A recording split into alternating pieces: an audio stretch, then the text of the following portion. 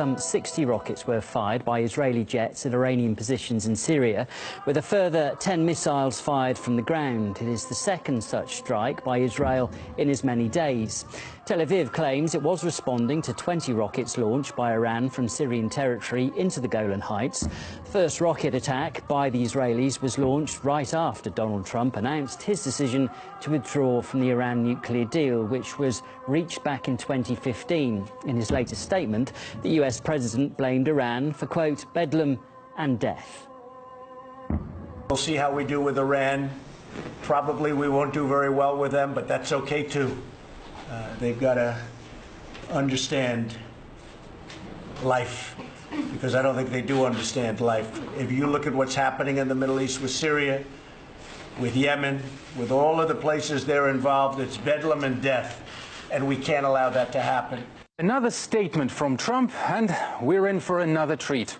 It's so juicy you can't help but savor it. Let's take it from the top. We'll see how we do with Iran.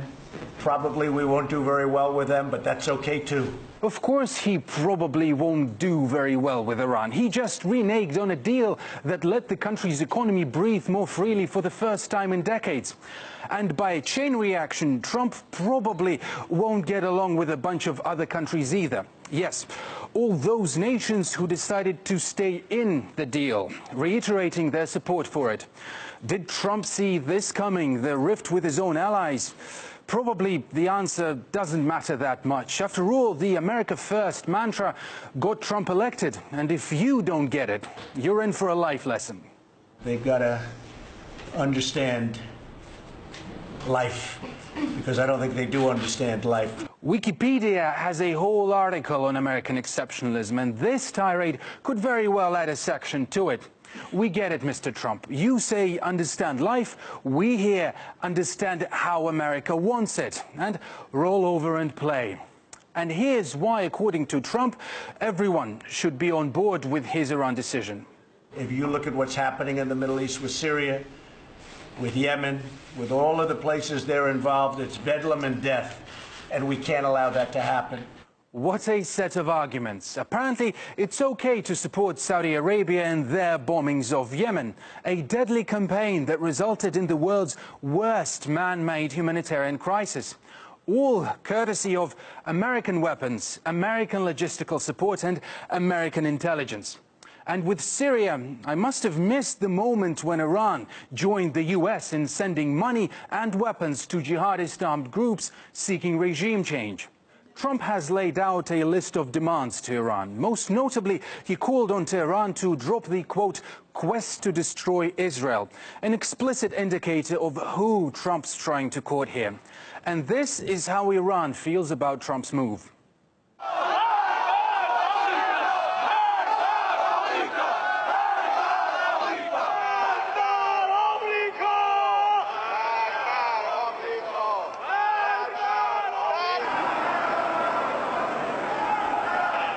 And the American flag isn't the only thing in tatters now. So is the Iran nuclear deal, which has left Europe scrambling for a response. One thing is clear, though. They won't be taking a leaf out of Donald's out of the deal. OK, well, let's discuss the issue now with Joshua Landis. He's director of the Centre of Middle East Studies at the University of Oklahoma, and he's with us now. Joshua, good afternoon. Let's just start with those comments from Trump blaming Iran for havoc in the Middle East. Trump's critics say that's actually a bit rich. What do you make of it? Well, I think your introduction laid it out. There's two sides to this. The United States is lined up with the Sunni powers, Saudi Arabia, and, of course, Israel, against largely Shiite-backed Shiites of the Middle East, whether it's Iran, Hezbollah in Lebanon, Assad in Syria, the Houthis. So we've got a classic wrangle over control of the Persian Gulf. America wants to dominate the oil routes. Iran is trying to push America back. And this has left a big open space, of course, for Russia, which has been able to side with Iran and the Shiites against the American-backed Sunni powers. And it's opened the door for Russia to make a very important comeback in the Middle East. And we see the Middle East very divided today. In the north, Russia and Iran are supreme. Syria, Lebanon, Iran, even Turkey has turned towards Russia because it cannot ignore the realities. In the south, though, the United States is still supreme. Saudi Arabia, the Gulf, Egypt, North Africa.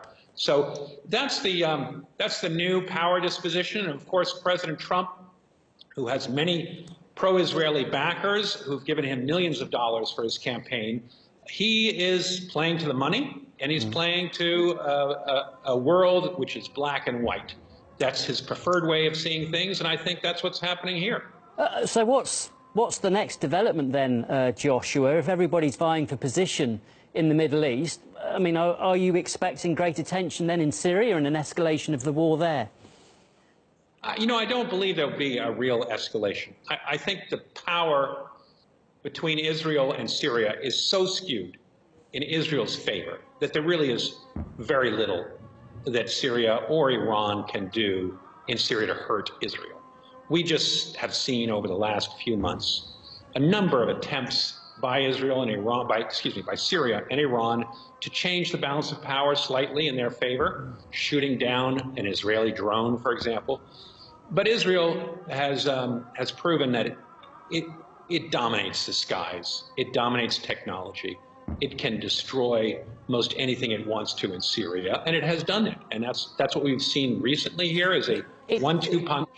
Yes, Joshua, sorry to interrupt, but it continues to say it sees Iran as a threat, doesn't it, in Syria? I mean, it is obviously concerned by Iran's involvement in Syria, and we've just seen over the last few hours too a number of rockets, considerable number, targeting Iranian positions in Syria too. Israel isn't holding back. I mean, the fear amongst many is that this could go a stage further too.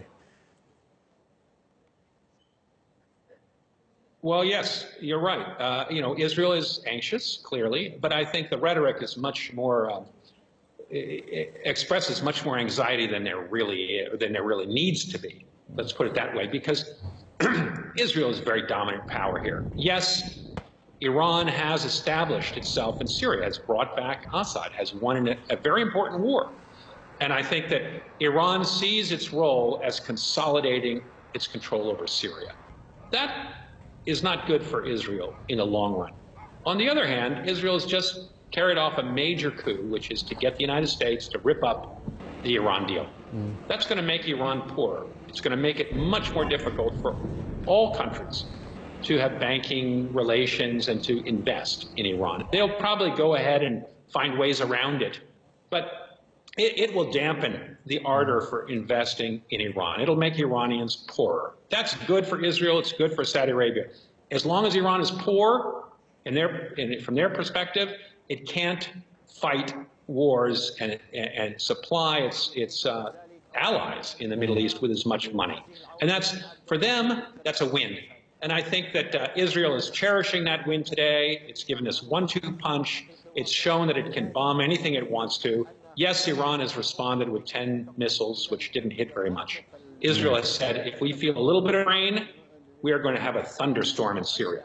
So Israel is carrying out its traditional policy of 1 eye for 10 eyes. And it's taking its 10 eyes today, and it's going to hurt. Joshua, very interesting. Good to talk to you. We have to leave it there. That was Joshua Landis, Director at the Center of Middle East Studies at the University of Oklahoma. Thanks very much. Pleasure.